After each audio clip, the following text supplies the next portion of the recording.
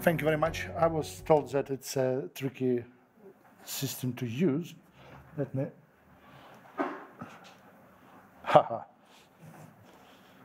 Okay. You should tell me how to use it. Okay, yeah, got it. Yeah. It's a talk about quantum, but used in a different way. It's used in psychology, and I work with Ganna Pogrebna, who is a psychologist and expert in decision making and behavioral science. So, and the main topic of my research and the main topic of this talk are optical illusions. So here you can see several examples of optical illusions, and you can see an impossible triangle cube. In the center is a so-called Rubin waves, where you can see is the two faces facing each other or ways, and you can see many other things that are interesting, and they use in psychology, in arts, and architecture. And the goal of my presentation and the goal of my research is to create quantum mechanical models that could explain optical illusions. And the reason for this sort of research is the following. So you can see a photograph of a typical psychological and neurobiological experiment. So a person who is asked to look at the Necker cube. So this is this figure, and if you look at it, your perception will switch between two stable states that I marked as zero state and one state. So when we ask a human to self-report the state of the cube, they usually push a button and you get that sort of square pulse curve. But if you track the eye movement and take some neurobiological data, you will get that dotted curve that suggests that your perception is not only like the definite state or the fundamental states 0 and 1, but it can be something in between. And this is a really big topic of research in psychology. And I'm not alone who uses quantum physics to explain this. There is a nice book by Busmer and Bruza who created a model of perception of this Necker cube, and they use the Schrödinger equation. So what you can see in that rightmost figure, so the dashed line, this is a prediction of a Markov model that shows that with time your perception of the cube will blur and will fuse into, say, one state. But Busmer and Bruza and also other authors, such as in this cited paper by Edmund Pasher, I don't know how to pronounce it. So they show that your state will periodically switch between two states. Your perception will periodically switch between two states, and there can be a superposition that looks like a qubit state. So, and just to note that the quantum cognition theory is not concerned with the concept, with the theory that our brain can be a quantum computer. So, and what people do, there are several schools of thought how to use quantum mechanics to explain human perception, but all of them make an analogy, draw an analogy between a qubit and the Necker cube. So this is a picture of, let's say, how we can picture a qubit, and when you measure it, you project to one of the basis states. So it's better to see it one time than hear about something 100 times.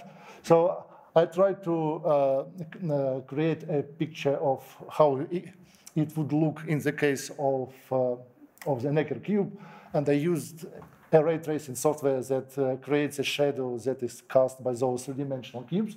So, and it's a kind of an opposite situation when you look at the Necker cube, which is a shadow cast by the cubes. So you can see that your perception will switch between the two states, but the original three-dimensional cubes are unique, so we can say that they are the basis states. So this is some sort of illustration that I wanted to use to show the concept. And what we try to do, so it's a synthetic model, so probably we should not search for like analogy between how humans perceive and a certain physical device or physical system. So we started to work with this quantum oscillator model. We solve the Schrödinger equation by using a finite difference time method. So it's all well-known things. And we also use like the well-known concept of quantum tunneling. So since it's a synthetic model, we are free to virtually split this potential well into two parts that we mark the zero state of the cube and one state of the cube. So it's very simple physics. And when we start to solve the equation, of course, we calculate the probability and standard things, and suddenly what we can see that the rightmost picture that is from the book by Busmeyer. So this model shows something very similar. The perception of the cube or the model shows that the cube should, the perceptual states of the cube should periodically switch between 0 and 1. And it's not the same picture as in Bruce Meyer's quantum model, but it's quite similar. And but it still is not well correlated with experimental, say, eye tracking data that are used in the field of psychology. So we modified that model by doing this artificial, like an intersection of two parabolic wells. So basically, we create a potential barrier. And this is something that is like a blend of two models of the periodic changes that was predicted by Busmeyer's quantum cognition model and the classical Markov model. So basically, this is your, and so this curve can be how humans perceive that cube. So you start with one of the states. At the beginning, you see the changes in your perception, but then with time and the length of that period of time will depend on you and on age of the person, and maybe that person may be familiar with the Necker cube, and so. But with time, your perception will be fused, and all this agrees well with modern theories that are used in the field of psychology and perception. So, but we cannot verify this because we don't have any science fiction brain-computer interface that would read our thoughts and kind of check that model. So, and we decided to create a neural network that is trained to recognize the Necker cube. So these two pictures, so the top two pictures are the training inputs, and once the network is trained, which is a very standard deep neural network architecture, and once it's trained, we test it by using this Necker cube that changes its perception. So the only difference between the standard network and the network that I developed is that we randomly define the neural connections by using a quantum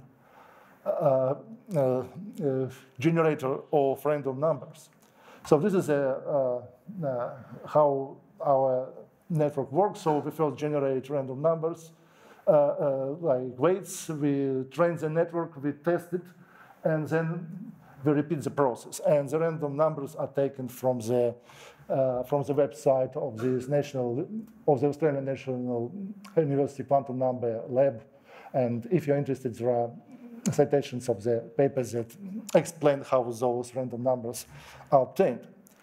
And this is the outcome of the neural network model. So you can see that basically, I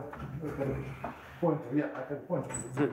So it's a combination of two outputs of the quantum oscillator model. So there is sort of like a periodic switching, then it suddenly changes the way the cube is perceived, and it goes like some sort of decay and oscillations, and then back. So basically, I can conclude that the neural network model predicts a combination of the two outputs of the quantum oscillator model.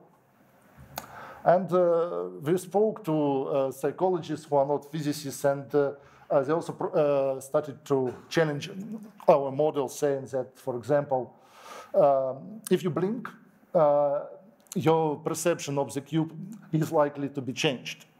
And it's well known that people who have dry eyes and more senior people have a lower ability of perception of this figures. So I try to explain this from the physical point of view, if I can, because it's like I cannot see what's happening inside someone's brain. And what we showed that in our model there is a phase change every time the perception is changed. So we thought that it should be somehow correlated, or at least it could model an eye blink. So the last slide, I wanted to show why it's useful. So maybe it's not very useful from the point of view of physics, but it's very useful in video games who try to use optical illusions to create a scene. So one of the very important fields where optical illusions are used is the training of astronauts. In the space, your perception is very different. So psychology, quantum cognition, Bayesian brain theory.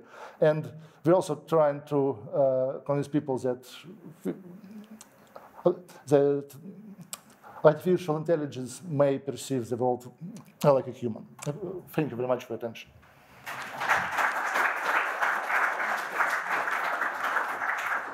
Thank you very much. And there's time for one question back there.